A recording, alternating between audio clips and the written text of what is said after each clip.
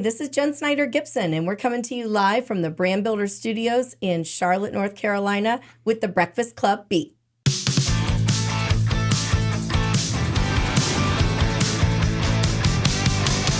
This is a really special podcast that we're going to do today. I have been really fortunate to know our guest for, since 2012.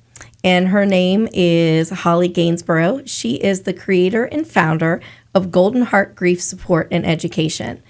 And Holly and I, we had the opportunity to meet many, many years ago. And this is going to be a really special, I think, needed podcast today. So welcome. Well, thank you for having me, my friend. It's wonderful to be here with you. I haven't seen you in person for years. I feel like a really long time. I mean, really social media is such a gift because we get to see what the other one is doing. Yes, so and I was thrilled that you reached out to me when we started our podcast wanting to do this. Mm-hmm. I immediately had responded to you because grief is something that affects everyone.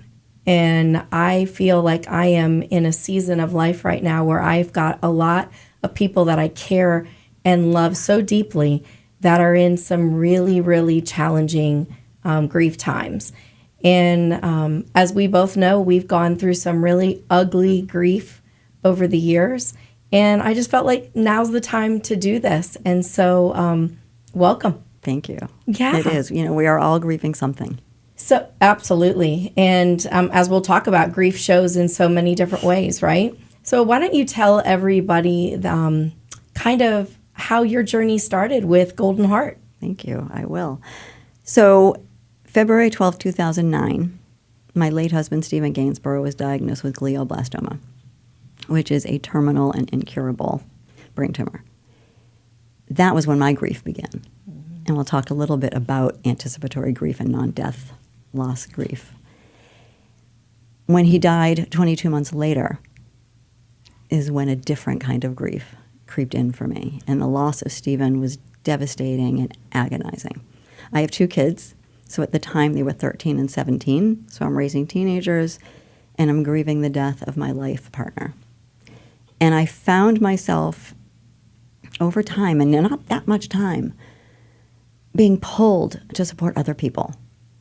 And not just in the brain tumor community. And I had, many friends in the brain tumor community who I met online. Mm-hmm. It wasn't like I met people in person, like, hey, you know somebody who had a brain tumor? Yeah. It doesn't really come up in conversation. Right. It's not a very sexy topic. And I just knew that I wanted to be present for other people in their pain. And I wasn't sure what that looked like. But in that moment, I found myself just being there for friends. Somebody would lose a loved one, and mostly it was life partners, spouses, that I was present for and talking to and supporting. And it also supported myself. It was also being very proactive in my own healing. And then, as I mentioned to you earlier, I really wanted to go back to school to become a therapist. Well, for all of you watching and listening, I was in my 50s. I was 51 when Stephen died. So I was 53 when I decided I wanted to get my MSW. Well, UNC Charlotte wasn't able to take my credits, and I wasn't going to start general ed and do all of that. I had kids at home, and I had a teenager in high school, and I said, forget it. And then I decided to do other ways of learning. How else can I provide grief support where I don't have to go back to school and give up so much of my time? And so I started going for certification programs and getting training after training after training after training, and I still do. So I've been doing this work for more than a decade, over 11 years now. Wow. And I continue to take classes and do these programs, join webinars, reading books, and learning everything I can, which helps me to help other people. Yeah, that's incredible. I remember when I lost my parents, and you were one of the very first people. Actually, even before I had lost my dad, mm-hmm. you were one of the first people that had reached out to me when he got sick. Mm-hmm.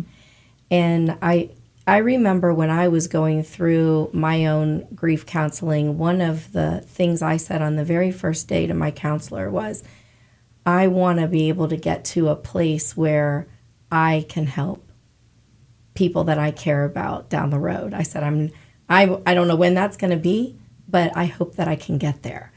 Because I felt really young when I lost. I mean, I felt like an orphan. At 45 and both my parents are gone, I felt like, oh my gosh, like I'm so young to have this happen. Yeah. And so now I'm in a season of life where a lot of my friends are starting to lose their parents, or they're in a season where they're potentially losing a spouse, possibly going through really tough things with their parents' health.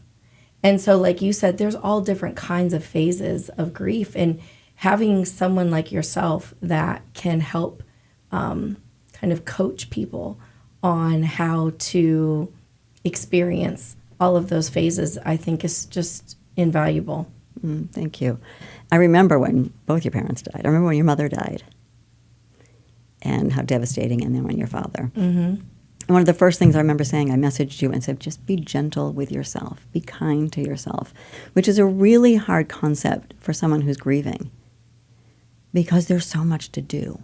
Yes. Like all these tasks and all this paperwork and all this stuff just to process. And to take a step back and say, I'm going to be kind to myself. Right? And what does that mean, be kind to myself? Letting yourself be where you are.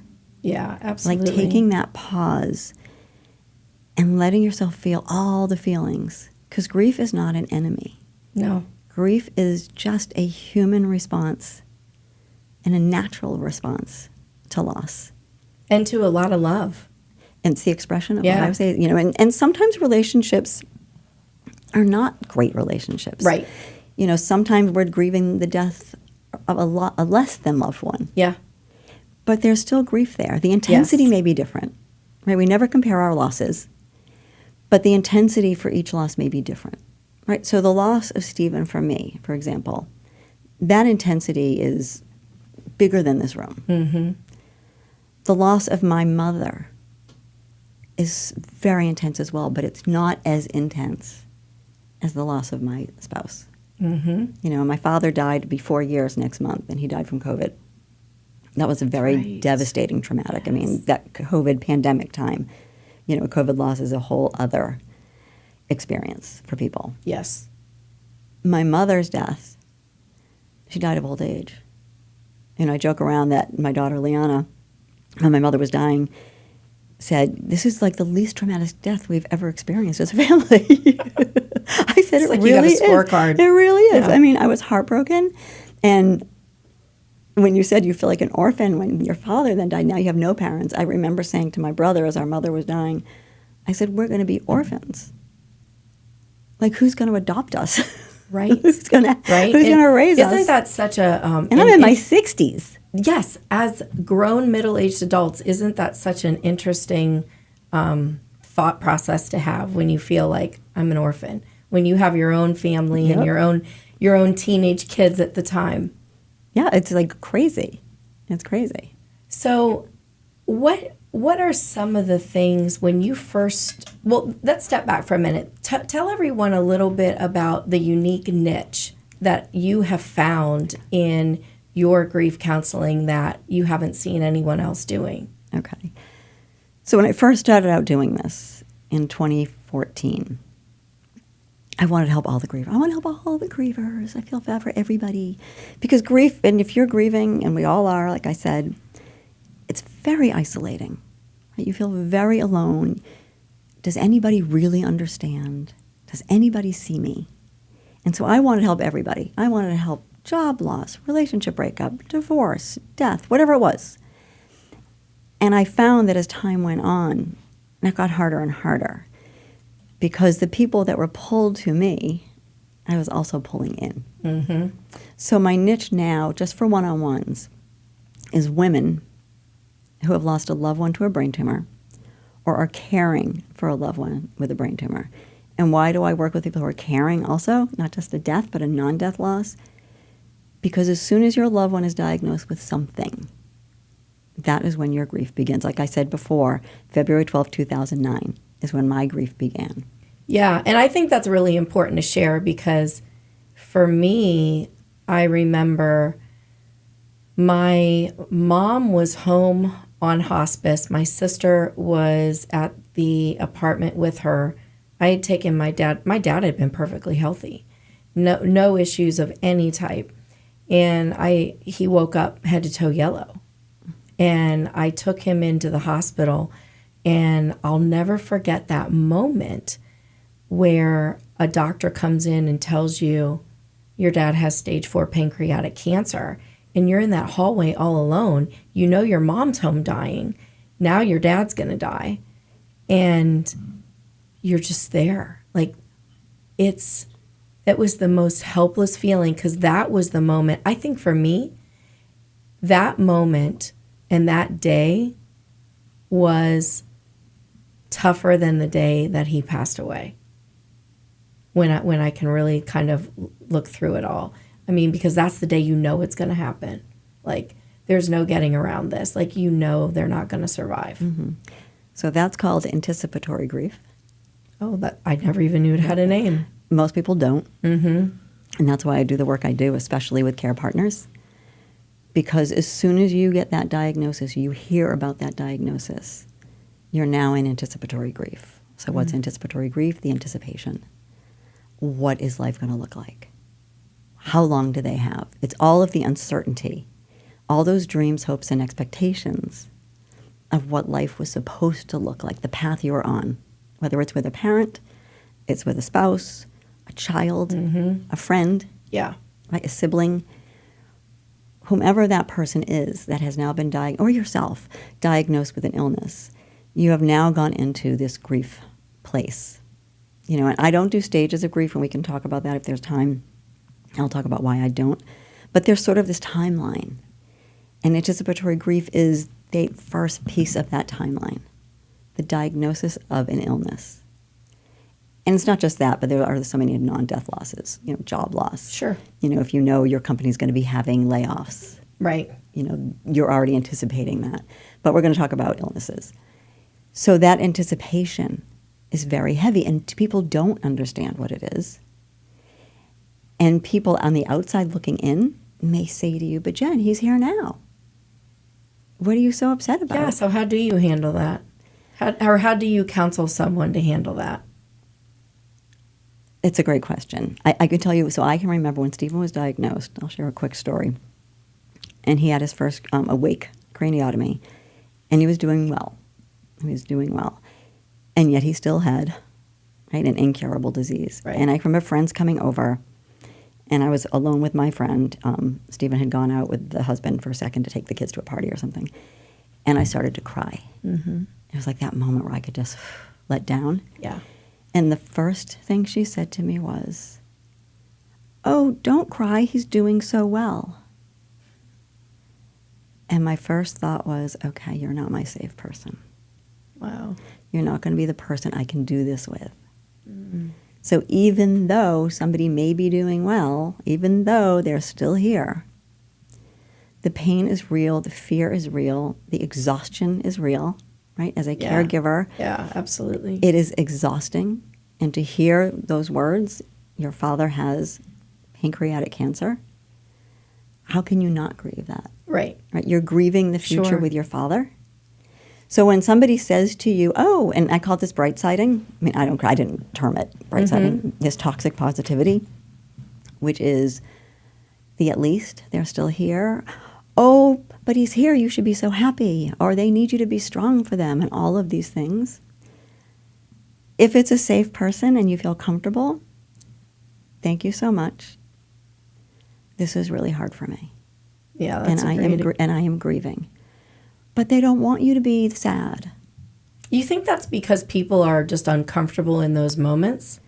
So we live in a grief illiterate society, and we haven't learned as a society how to normalize grief. And why is that? Because of all the lessons we've learned. So when I work with people, and I even do this in my workshops, I first want to go to what is your grief history, right? What's your loss history? What did you learn from a very young age about grief and loss? Oh, that's a great question. So one of the first things I do in my workshops, which is really fun, is I start with, I want you to think of something wonderful that happened to you. And then they come up with, when you're very young, however, it could be 5, 10, however old, maybe they made the school play. I said, and how did the adults around you respond? Oh, they were so excited, they were so happy, and they were so proud. I said, great. Now think about something that happened that made you sad. Mm-hmm. What was a loss? Maybe you didn't make the role in the school play. Maybe somebody broke up with you, you broke up with somebody. Maybe somebody died, maybe your pet ran away. How did the adults respond to that? Wow. And typically the answer is, oh, they gave me a cookie. We went out for ice cream. They got me another dog. You'll find somebody else. So what's the message is that we learn at a very young age, when good things happen, we get rewarded, we get praised, we get these affirmations. And when something hard and painful happens, we sort of get dismissed. So we're sort of told to stuff our feelings, right? You hear, oh, don't feel bad. Like, father's diagnosed, your mother's dying, and your father is diagnosed with this terminal illness. Oh, don't feel bad, Jenn. He's lived a really long life. Yeah. Right? That's something, I mean, with my parents, I certainly heard that. Don't feel bad. Why? Because I'm uncomfortable with your pain. Because I don't know how to do this because somebody told me when I was 6 years old, don't feel bad. So this is how I think it's supposed to go. So I'm going to keep repeating what I've learned, which is why I do the work I do. Wow. That is so thought-provoking, because as you're sharing that, I was sitting here thinking about, I was 6 years old when my grandmother died. And I can specifically remember how that conversation went and where I used to get Sweet Pickles books in the mail. And my Sweet Pickle books came in that day, and my dad had picked them up and brought them in, and I opened them up, and we were sitting on the couch, and then my parents said they had something that they wanted to share with me. My sister was 4, so she didn't, I don't think, really remember a lot in that conversation, but I do remember it, and I remember that being the first real loss. But my parents did really handle it in what I think was a great way. And then there were, over time, I mean, my parents had lost a son when he was 3.5. So that perhaps played into how they also handled that conversation with me at 6. And so I think now listening to you, that also plays into when my dad got diagnosed, he was gone in 8 days. But even before my dad passed away, I had reached out to the hospice grief counseling team and said I knew I was going to need this help, because I think I saw an example over time, over a lifetime, of needing to make sure that you were healthy with death and grief. And I remember in my very first sit down with my grief counselor, I said to her, I need to learn how to walk this fire. I said, I can't skirt around it. I said, I have to know exactly the tools to get through this so that I can have true joy and peace in my life again. And so maybe that wouldn't have happened if I would have seen potentially other things along the way. Wow, what a gift. It was a gift. What a gift your parents gave you. I absolutely. Don't hear a lot of those stories. I've got to be perfectly honest with you, that I don't hear people talk about how their parents were really able to hold that space and show you what grief looks like, and that it's okay. I think a lot of it came from them losing their son. Mm-hmm. I felt that over our lifetime too, so I think that definitely played into it. Tell me how, I think one of the things that you hear people say so often when someone loses a loved one or something terrible happens, I want to help, I just don't know how. How do you try to navigate that with people? Because we both know when that happens, you're so consumed with your grief. The last thing that you can think of are the 10 things on the checklist that you need done at your house right now. But kind of how do you kind of advise someone on how to handle questions like that when they come up? Because those are the immediate things. Right. So here's what I would say to people who are asking that question. Don't. If you're asking somebody, let me know what I can do, and I understand why you're asking it, but this is really important to understand. The person who is grieving cannot be burdened with one more thing. Yes, absolutely. And so when you ask somebody, how can I help? Let me know if you need anything. You are now adding something onto a plate that is already overflowing. So think about what you may want, and maybe it won't be the same thing. Mm-hmm. And think about maybe mowing their lawn. Yes. Going food shopping. If they have kids, saying, let me take your kids. Here's what grievers really want. They just want to be seen. And they want to be heard. They want to be witnessed. The Yes. grief needs to be witnessed. Yes. And so you don't have to actually do anything but be present and just sit there. Yes. I remember when Stephen died, and I tell this story all the time. I have a very dear friend of mine here in Charlotte. And like I said, I was 51 when Stephen died, so pretty young to have absolutely. a spouse die and with teenagers. And, so none of my friends had been through this. This was like new for everybody.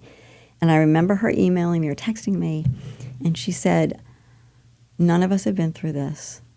I don't know what to do or say, but I'm here. And I said, you just did it. Yeah. So what can you do? I'm here. Yes. I'm here and I see you, and this really sucks. Yeah. That's it. Yeah. That's it. Yeah, I would absolutely agree with that as well. My dearest girlfriend since 8 years old just lost her dad a few weeks ago, and his was also to cancer. The type of cancer he had really had never done anything to his body for 10 years. He wasn't on any kind of medicine. It was just something they knew, but he didn't have to do anything for it. And then in 2 days, it took his life. And it literally came out of nowhere. Mm-hmm. And, I have really tried as much as I can without being too much in her space, just being there for her, because I know that there's nothing that I can do right now other than be there. Right. Because you know what? Grievers don't need to be fixed. Yes. Right? Their hearts are broken. And if you're grieving something, your heart is broken. Yes. But you are not broken. You do not need to be fixed. And I think people sometimes feel like they need to fix it. Yes. Right? We live in this world where we're fixers. What can we do to make this better? And there's nothing you can say that's going to make this better, that's going to make this right for them, except for just holding that space and just being there. You just said something that made me think about my journey with my grief counselor, because you can't fix something, right? And I'll never forget this. This is when I was still living full-time in Charlotte. I had gone to one of my appointments in person. It was a Friday afternoon. The weather was beautiful. It was such a great day out. And I remember leaving the session. Session was good. Wasn't anything, really terrible or really great. It was a great session. I walked to my car and I remember looking up at the sky. And I was like, oh my gosh. Before my parents, I always look at life in two ways now. I look at life before. I can look at photos and I know exactly if that picture was taken when my parents were alive or after, because I can see the age on my face instantly after they've passed away. But I remember thinking, gosh, I remember what my life was like on a Friday afternoon, and the weather was great, and all these plans that I'd want to make and things, I had a list of friends and stuff that I would hang out with. And I remember looking up and thinking, gosh, everyone is so happy today, and I am in this. I am in this rut that it doesn't matter how great the sun looks. I can't get out of this. But then I also had this calmness at the same moment where I was like, it's okay, because I know eventually I'm going to get out of this and I'll be able to enjoy a day like this again, but it's not today. Yeah, I can see that's emotional for you talking about it. But I think it's important for people to realize it's okay. You can't fix it, and you have to sit in that yucky space, but know that one day that yucky space is going to get a little bit smaller. Right. When you talk about the rut, I'm thinking you weren't in a rut, you were in deep grief. Yeah. And grief isn't something that we have to get out of. Grief is something that stays with us forever. Absolutely. Now, when I say this, people who are grieving, especially new grievers, acute grievers,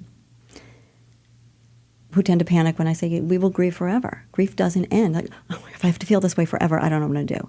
You will not feel this way forever. You will not be in acute grief. What's acute grief? It's when the death just happens. Sure. It's that raw free fall where you can't even find your footing. It's that agony. That's not forever. Because it softens. Yes. You know, when it's not time, you know, there's all these platitudes, oh, in time you'll feel better, time heals all wounds. It's not that time passes that makes you feel better. It's what you do with that time. So, right, so you found grief support for yourself. Yes. And you learned different things about grief and about yourself and how you were going to move through it. Yeah. But grief doesn't go away, and it shouldn't. And Correct. I said earlier, grief is not an enemy. Grief is a natural response to loss. And grief can be your friend. If you can realize that grief is your friend and is walking alongside you, then it becomes a little more palatable. And I agree with all of that. But wouldn't you also say that if you were saying that to someone at the very beginning, that's too much? Like they're going to shut down. Like they can't even really understand that. Because like you said, they're in the acute state of it. Like I remember that there's been so many phases along the way. And like you said, it never leaves you. It just might look a little different on the shelf today than it did 7 years ago when my dad passed away. Right. And it doesn't change the loss, the feelings, the love, any of that. It might just look a little bit different in your day-to-day life. Right. And when I tell people that, when I work with my clients or in my support groups, it's actually empowering for them. Yeah. When I say this is where you are, but this is what it can look like. And there's hope. Well, that's it. And There's I always say to people, absolutely hope. and that's it. And that's why, you know, my podcast is about grief and hope. And I always say, I'm here to carry your hope. Yes. I'm not here to carry your pain. You're carrying your pain enough. You don't need me to carry it for you. And it wouldn't serve either of us well if I'm going to carry that pain and the energy of your pain. But I know that there is hope as you move through and you keep going and doing the work. You know, there are different tools and exercises and activities I do with clients that, like I said, it softens. We grow around it, right? The grief gets smaller. It's not that the grief shrinks. It's that we grow bigger around it. Yes. And what happens is the love and the good memories get bigger around the pain. Yes. Now, sometimes there are certain times that will come up that you feel like you're growing smaller around the grief, and the grief feels pretty big again. I call those grief bursts. Mm-hmm. It's almost like a tidal wave comes over you. Yeah. And that's really normal, too. Totally is. You know, I call them angelversaries. So Stephen's angelversary, sometimes, and he's been gone 14 and a half years, sometimes I feel it some years more deeply than others, and it like washes over me, and other times it's not quite as heavy. Wedding anniversaries, birthdays, diagnosis day. There are going to be different times, sometimes even just hearing a song come on the radio for people, or walking down the aisle in Harris Teeter. Oh, for sure. Right? All of a sudden, this grief burst, and people are like, I don't know what's wrong with me. That's a really great one that you brought up with Harris Teeter, because I remember when I lived here, my dad was always the cook in our family. He cooked every meal. He did 100% of the grocery shopping. And he loved going to the grocery store, which now I do too. I go just about every day. And my dad lived there. And I remember walking into the store one day, and this was probably in his first year of being gone. And I heard a gentleman back in the butcher area cutting up some meat, and he was whistling, and he sounded just like my dad. And I had to leave my cart. I left my cart full of stuff, and I left, and it was a really dark day. And you don't necessarily think that's going to happen at the grocery store, but it's okay. It can happen anywhere. It absolutely can anywhere.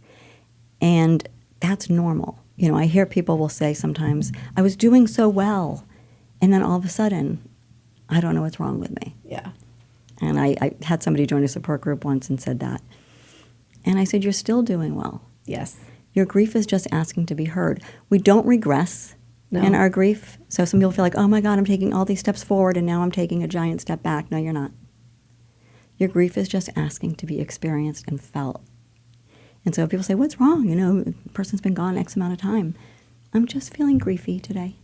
Griefy. I like that word. Yeah, I'm just feeling griefy.